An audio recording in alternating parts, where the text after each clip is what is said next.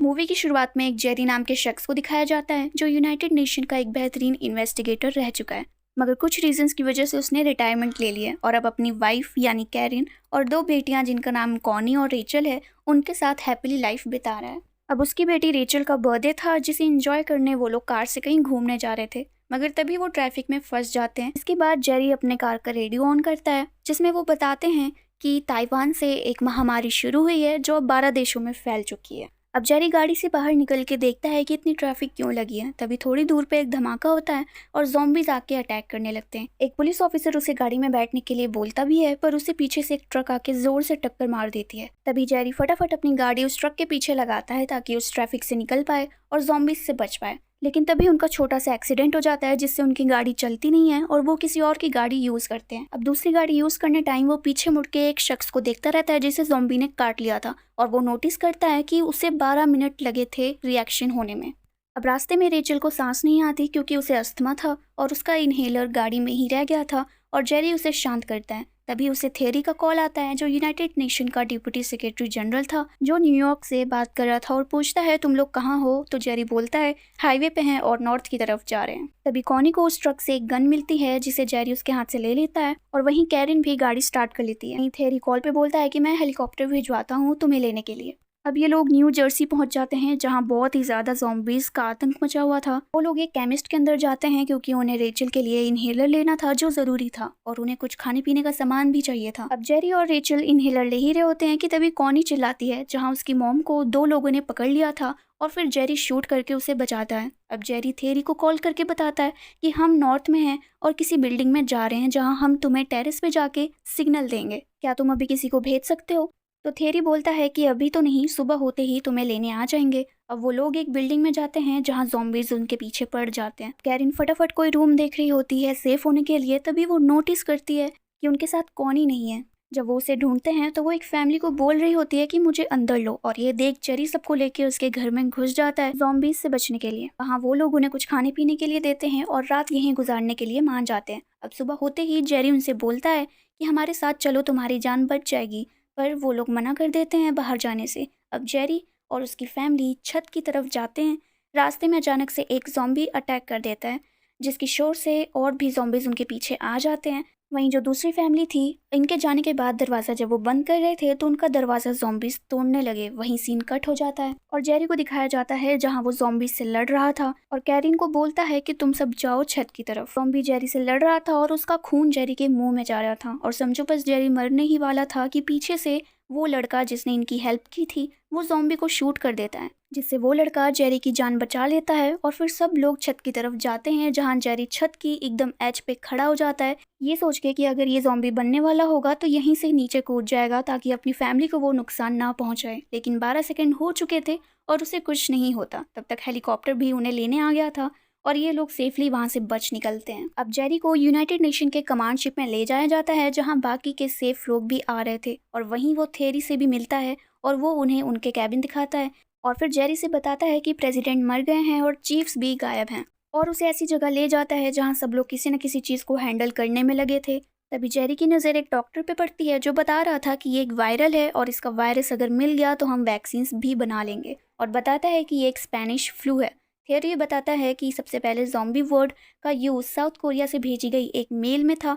अगर पता चल जाए इसकी शुरुआत कहाँ से हुई तो हम वैक्सीन्स बना सकते हैं और इसे पता करने के लिए डॉक्टर फ्लैशबैक को भेज रहे हैं। तभी वहाँ यूएस नेवी के कैप्टन आते हैं और जेरी को बोलते हैं तुम यूएन में बेहतरीन इन्वेस्टिगेटर रह चुके हो तो हम तुम्हें डॉक्टर फ्लैशबैक की टीम के साथ भेजना चाहते हैं। तो जेरी मना कर देता है कि मैं ये नहीं कर सकता और इन्वेस्टिगेटर मैं पहले था, अब मैं रिटायरमेंट ले चुका हूँ। अब कैप्टन उसे समझाता है कि तुम्हें बस डॉक्टर फ्लैशबैक के साथ इन्वेस्टिगेट करना है, तुम्हें ले जाना और सुरक्षित वापस ले आना हमारा काम है। लेकिन फिर भी जेरी मना कर देता है। तो अब कैप्टन बोलता है कि आसपास जितने लोग हैं सब किसी न किसी मोटिव से यहाँ हैं, तो तुम अगर ये नहीं करोगे तो तुम्हारी फैमिली को वापस फिलाडेल्फिया भेज दिया जाएगा। तो इस पे अब जेरी को मानना ही पड़ता है। वहाँ कैरिन भी सारी बात समझ के उसके जाने के लिए मान जाती है और उसे एक सेल फोन देता है बात करने के लिए। फिर जेरी बच्चों को गुड बाय करके प्लेन से निकल जाता है साउथ कोरिया के लिए। रास्ते में जेरी पूछता है कि क्या हमें कुछ मिलेगा, तो डॉक्टर फ्लैशबैक बोलता है ज़रूर मिलेगा, क्योंकि नेचर एक सीरियल किलर है। वो छोटे छोटे क्लू छोड़ जाती है और हम कॉलेज में इतने दिन इसलिए बिताते हैं ताकि इन छोटे क्लूज में छुपी चीज़ें पता कर पाएं। अब ये लोग पहुंच जाते हैं और प्लेन से बाहर निकलते हैं, तभी एक ज़ॉम्बी उन पे अटैक कर देता है और गोलियों की आवाज़ से और भी ज़ॉम्बीज आ जाते हैं। देख के डॉक्टर फ्लैशबैक डर के फिसल के गिर जाता है, जिससे उसके सिर में गोली चल जाती है। फिर ये लोग एक आर्मी क्वार्टर में जाते हैं, जहाँ ये पता लगता है कि ये ज़ॉम्बीज आवाज़ सुन के ही हम पे अटैक करते हैं। अब वो आर्मी मैन जेरी को एक रूम में ले जाता है, जहाँ 15-16 लोग जल के राख हुए पड़े थे। वो बताता है कि जो मरीज था उसने कर्नल को काट लिया था और उसने बाकी सबको, जिस वजह से इन लोगों को जलाना पड़ा। उनमें से एक आदमी लंगड़ा था, बताता है कि इसके चारों तरफ ज़ॉम्बीज थे पर इसको किसी ने नहीं काटा। अब जेरी की नज़र जेल में बैठे एक पागल पे पड़ती है, जिससे पूछने पर वो बताता है कि ज़ॉम्बीज से बचने के लिए अपने दांत तोड़ दो, दांत ही नहीं रहेंगे तो कौन किसको काटेगा।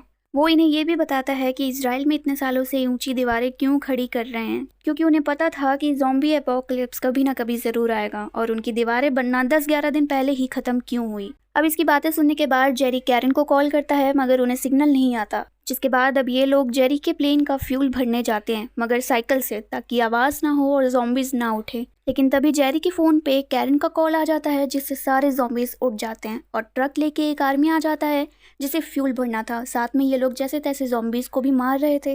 तब तक फ्यूल भी काफ़ी भर चुका था और वहाँ जेरी प्लेन उड़ाता है, मगर उसे प्लेन चलाना नहीं आता था, तो उसे इंस्ट्रक्शंस एक दूसरा को पायलट दे रहा था, और वही समझ के जेरी सक्सेसफुली प्लेन उड़ा लेता है। अब अगले सीन में जेरी कैरन को कॉल करता है और बताता है कि कोरिया में काम नहीं बना, इसलिए हम अब इसराइल जा रहे हैं। अब उनका प्लेन लैंड करता है और जेरी एक फीमेल आर्मी ऑफिसर के साथ वहां जाता है और उस आदमी से मिलता है, लेकिन वो सीधा जवाब नहीं देता कि ये सब शुरू कहाँ से हुआ। उसे दीवार की बाउंड्री पे ले जाता है, जहाँ लोग माइक में गाना गा के शोर शराबा कर रहे थे। वहीं दीवार की उस तरफ ज़ॉम्बीज ने शोर सुन लिया और एक टावर बना के दीवार पे जल्दी जल्दी चढ़ने लगे एक दूसरे के ऊपर। जब जेरी ने ये नोटिस किया कि आवाज़ बहुत तेज़ है, तभी दीवार की उस तरफ से ज़ॉम्बीज इस तरफ कूद पड़े और वहाँ तहलका मच गया। सारे ज़ॉम्बीज इंसानों पर अटैक करने लगे थे, बट वहाँ जेरी दो चीज़ें नोटिस करता है। पहला कि एक बूढ़ा व्यक्ति जो ठीक से चल नहीं पा रहा था और उस भीड़ में बस डर के खड़ा हुआ था, ज़ॉम्बीज उसे कुछ नहीं कर रहे थे। और दूसरी तरफ एक पतला दुबला इंसान जो बिल्कुल ज़ॉम्बी की तरह लग रहा था, उस व्यक्ति को भी ज़ॉम्बी कुछ नहीं कर रहे थे। इसके बाद जेरी और वो फीमेल आर्मी ऑफिसर जैसे तैसे जान बचा के भागते हैं, मगर उस लेडी के हाथ पे ज़ॉम्बी के दांत लग जाते हैं, जिसे देख जेरी तुरंत उसका हाथ काट देता है, क्योंकि उसे पता था कि इसका 12 सेकंड में ही रिएक्शन हो जाएगा। के बाद वो जैसे तैसे एक प्लेन के पास भागते हुए जाते हैं और उसमें उन्हें बिठा लिया जाता है, और वहाँ का नज़ारा काफ़ी डरावना था। हर तरफ ज़ॉम्बीज और भागते हुए अपनी जान बचाते हुए इंसान। अब प्लेन सक्सेसफुली टेक ऑफ हो जाता है, तभी जेरी उसकी पट्टी चेंज करने बोलता है, जिसे करने से उसे बहुत ज़्यादा दर्द होता है। अब सब ठीक चल रहा था, पर तभी एक पैसेंजर का पेट डॉग बाथरूम के सामने जाके भौंकने लगता है। तभी वहाँ एक एयर होस्टेस आती है और वो ज़ॉम्बी बाथरूम से निकल के उसे काट देता है और एक यूनिट में पूरी तबाही मच जाती है। प्लेन के वाइब्रेशन से वहाँ जेरी की भी नींद टूट जाती है, मगर उसे कुछ गड़बड़ लगती है। जब वो चेक करता है तो सामने वाली यूनिट में देखता है कि सब लोग ज़ॉम्बीज बन रहे थे। तो जेरी सबको सूटकेस की एक दीवार बनाने बोलता है, बट एक आदमी से गलती से एक सूटकेस उस तरफ गिर जाता है, जिसे देख और सुन के ज़ॉम्बीज इनकी तरफ आने लगते हैं और इन पे अटैक कर देते हैं। जेरी बहुत बचने की कोशिश करता है, बट वो थक चुका था। तभी उस ऑफिसर के पास ग्रेनेड दिखता है उसे, और वो उनकी तरफ फेंक देता है, जिससे प्लेन का आधा हिस्सा ब्लास्ट हो जाता है और ज़ॉम्बी सारे प्लेन से बाहर उड़ जाते हैं। वहीं जेरी और वो ऑफिसर ने सीट बेल्ट पहन ली थी और प्लेन जाके इत्तेफाक से वहाँ क्रैश होता है, जहाँ आसपास एक रिसर्च सेंटर था। जब जेरी होश में आता है तो देखता है कि उसके पेट को आर पार करके एक मेटल का पीस घुस गया उसके पेट में। तभी वो आर्मी ऑफिसर आती है, जो कि सही सलामत थी। वो थोड़ी दूर जाते हैं, तभी उन्हें वहाँ रिसर्च सेंटर दिखता है, जहाँ वो ऑफिसर बेल बजा के दरवाज़ा खोलने की रिक्वेस्ट करती है। अब सीन कट होता है और जेरी की आँख खुलती है और उसका सेल फोन उन रिसर्चर्स के पास था।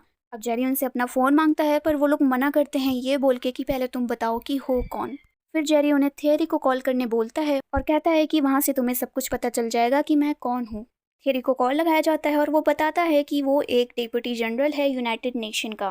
तभी जेरी उससे कैरिन और बच्चों के बारे में पूछता है, तो थियरी बताता है कि आई एम सॉरी, उन्हें कहीं और भेज दिया गया है क्योंकि उन्हें लगा था तुम मर चुके हो। अब ये सुन के जेरी बहुत ज़्यादा अपसेट होता है। फिर इंचार्ज उससे बोलता है कि तुम्हारी फैमिली को रिफ्यूजी कैंप भेज दिया गया है, जहाँ वो लोग सेफ़ हैं। तो जेरी इस पे बोलता है कि नहीं, वो लोग सेफ़ नहीं हैं। अब जेरी से पूछा जाता है कि तुम यहाँ क्यों आए थे, तो जेरी जवाब देता है कि इस बीमारी की वजह ढूंढने और हो सके तो इसे रोकने के लिए भी। वो बताता है कि ज़ॉम्बीज़ हेल्दी बॉडी पे अटैक करते हैं, इसलिए हमें ऐसी वैक्सीन बनानी होगी जो हमें ज़ॉम्बीज़ को बीमार जैसा दिखाए। फिर एक रिसर्चर कहती है कि इससे बचने के लिए हम खुद को बीमार नहीं कर सकते। तो इस पे जेरी बोलता है कि हाँ, बट ये एक कैमोफ्लाज होगा। फिर दूसरा रिसर्चर कहता है कि इसको टेस्ट करने के लिए फिर किसी को बीमार होना भी पड़ेगा और उसे इन्फेक्टेड के सामने भी जाना पड़ेगा। तो जेरी बोलता है मैं इसके लिए रेडी हूँ। फिर वो उनसे कोई वैक्सीन के बारे में पूछता है जो वो यूज़ कर पाए। रिसर्चर्स बताते हैं कि वो दवाइयाँ बी विंग में रखी हैं, मगर वहाँ तक जाने के लिए हर तरफ ज़ॉम्बीज़ हैं। फिर भी जेरी, वो आर्मी ऑफिसर और उनमें से एक रिसर्चर अंदर जाते हैं और बहुत सावधानी से बिना आवाज़ किए बी विंग की तरफ बढ़ रहे होते हैं, मगर डॉक्टर की एक गलती की वजह से उन्हें वहां से भागना पड़ता है। जेरी उनसे कहता है कि तुम लोग जाओ और वहां वो लोग सेफली लैब वापस आ जाते हैं। वहीं जेरी उन्हें दूसरे रास्ते अपने पीछे आवाज़ करके बुलाता है। अब उन्हें मारते हुए और खुद को बचाते हुए वो बी विंग में पहुंच जाता है, जहां डोर खोलने के लिए एक पासवर्ड चाहिए था। फिर वहां से डॉक्टर उसे कॉल करके कोड बताती है और जेरी उसे एंटर करके उस रूम में पहुंच जाता है। वहाँ वो बहुत सारी वैक्सीन देखता है। उसे कुछ समझ नहीं आता कि ऐसी कौन सी वैक्सीन खुद को इंजेक्ट करे जिससे वो सफल हो जाए। तभी उसके दरवाजे के बाहर एक ज़ॉम्बी आ जाता है जो पहले यहाँ डॉक्टर हुआ करता था। वो जेरी को देखता ही रहता है और डोर खोलने की कोशिश करता है। यही सब देख के जेरी एक पेपर पे लिखता है कि मेरी फैमिली से कहना मैं उनसे बहुत प्यार करता हूँ अगर मुझे कुछ हो जाता है तो। और ये कैमरे में उन लोगों को शो करता है, जिसे देख के वो लोग भी मायूस होते हैं। उसके बाद वो एक वैक्सीन उठा के खुद को इंजेक्ट करता है, जिसके बाद थोड़ी देर वेट करता है वैक्सीन का रिएक्शन होने तक। वहीं वो लोग भी वेट करते हैं कि ये वैक्सीन काम करेगी या नहीं। अब 8 से 10 मिनट हो चुके थे तो जेरी वैक्सीन का बॉक्स उठाता है और दरवाज़ा खोलता है अपना। जब ज़ॉम्बी उसे स्मेल करता है और उसे देखता है तो वो उसे बिना कुछ किए इधर उधर देखने लगता है। उसके सामने से ही जेरी निकल जाता है, जिसका मतलब है कि वो वैक्सीन काम कर गई। अब जेरी टेंशन फ्री वहां से निकलता है। वहीं एक वेंडिंग मशीन होती है जहां से वो जूस का एक कैन निकालता है और पीता है, और साथ ही सारे कैंस नीचे भी गिरा देता है, जिसका शोर सुन के ज़ॉम्बीज उसकी तरफ आते तो हैं मगर उससे कुछ करते नहीं। फिर सबके बाद जेरी अपनी फैमिली से मिलता है और वहीं लोगों को वैक्सीन्स भी प्रोवाइड किए जा रहे थे जिससे वो सेफ रहें। और इसी के साथ ये मूवी यहीं ख़त्म हो जाती है। सो गाइस, ये मूवी आपको कैसी लगी? Let me know in the comments. Thanks for watching.